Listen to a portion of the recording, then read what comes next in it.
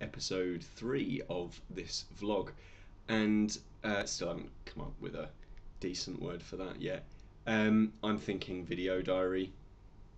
Let's just something like that. I've been thinking this last week a little bit um, about how journalists behave themselves, and how writers, I should say, and critics um, uh, conduct themselves on the Twitter, or another social network, and in their own writings and blogs and that kind of thing. And I've kind of seen a pattern, a trend emerge, in so much as there's a lot of people talking about having too much work to do, or having or how hard a job. I suppose really my problem is with people saying how much of a hard job they have, and it's something that I've kind of I've always had the mentality of, and I've unfortunately felt myself sort of falling into it recently, and so I'd like to kind of get this off my chest. A lot of critics write and argue that they have a very difficult job, in so much as they have to write analytically about games, but let's not even marginalize it as games. They have to write analytically about a particular medium, a medium that they are interested in. They have to produce a certain amount of content in a certain amount of time for a website that demands a certain standard. So, for example, if someone were to write for the pick one out of the air, Joystick, for example, fantastic website. If you were to write an article for Joystick, Joystick would have certain standards that they would have, and you would have to hit all of those points, and that's fair, and that's understandable. But all of the time, I'm seeing people talking about how much work they have to do, and how, oh, woe is me, I've got all of these games to talk about, and I've got to blast through all of this stuff, and I'm feeling really worn out, and that kind of thing on games. And people asking rather ridiculous questions like, oh, why should I have to defend myself, or why should I have to write in a particular way, or why should I have to play this, or something. And it kind of annoys me a little bit, because my background's always been in retail, and retail is an extremely competitive environment, and because it's sales essentially.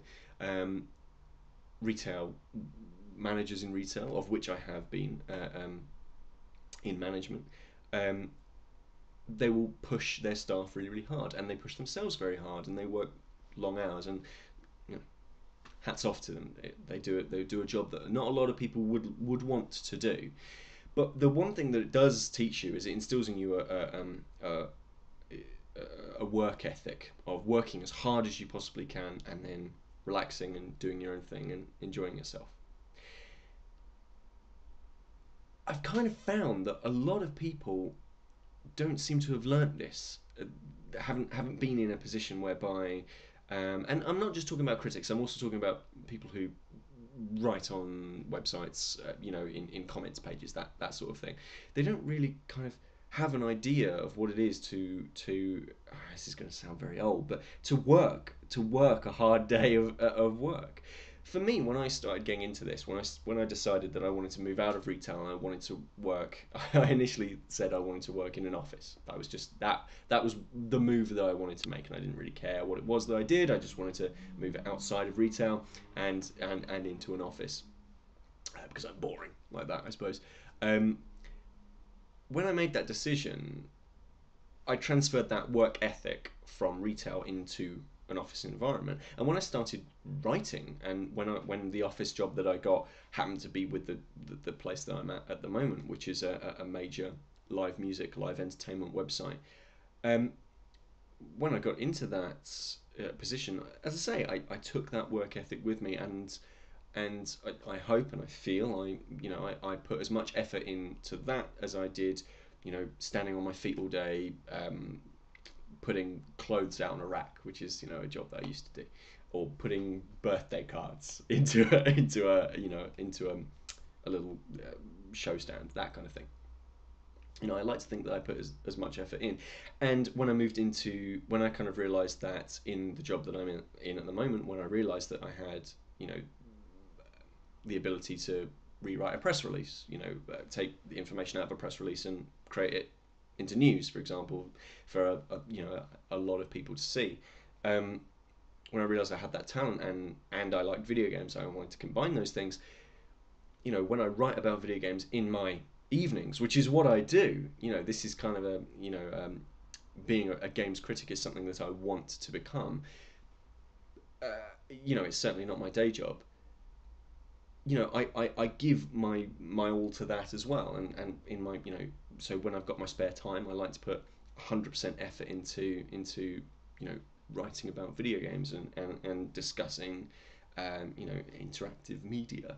Um, so so I, it's it's a little frustrating to see other writers talking about, oh well, I've got all of these games to write about, and oh, I've got deadlines and that kind of thing. And what I want to do to some of these people is just shake them, just shake them a little bit.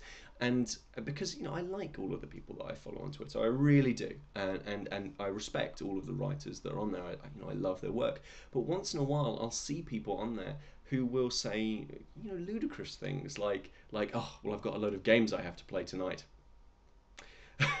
it, it's ridiculous. It's like working as a donut eating tester. Does that exist? That might exist. I don't know. If you're a donut eating tester, let me know how I get into that,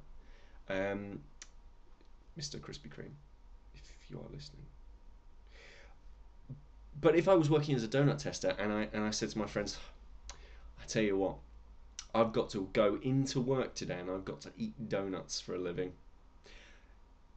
And then my friend who is working a minimum wage job as a barmaid, for example, she turn I would absolutely expect her to turn around, slap me in the face, because there's a difference between hard work, which is being in sales, or being in hospitality, or being in something where you're on your feet and you're working and working and working hard, and then the job where you are talking about something that you love, and you might be working just as hard.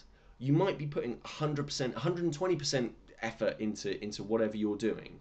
You might be the most prolific blogger in in games journalism, but don't complain about it, because this is something that you enjoy. And if you're not enjoying it, you should do what I did and just get out of it. Like, if you don't like what you're doing, don't do it anymore. If it doesn't make you happy,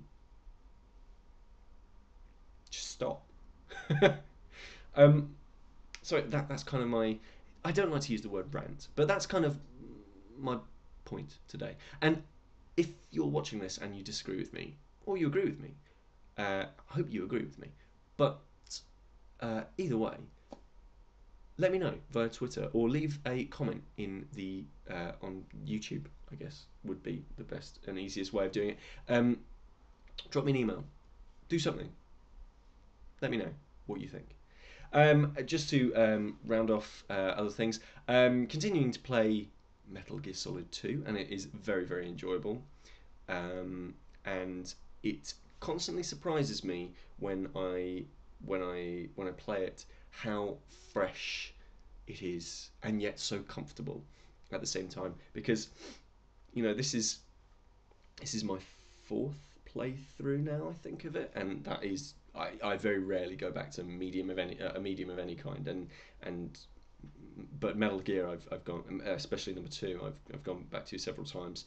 Metal Gear Solid, I think I've been back to twice, maybe three times, but this is definitely my most replayed game, and it is fantastic. And as I say, that's something that we're going to be working on, and in retrospect, in the very near future. And I've also been playing Desi Adder some more. I'm still not quite happy to talk about that because I'm not quite far enough into it to talk about it. Um, but it's doing things that I'm finding really interesting, and I will talk about it at some point when I'm ready to. And that's about it. Haven't come up with a song yet, so as always, let's just find the stop button and press stop.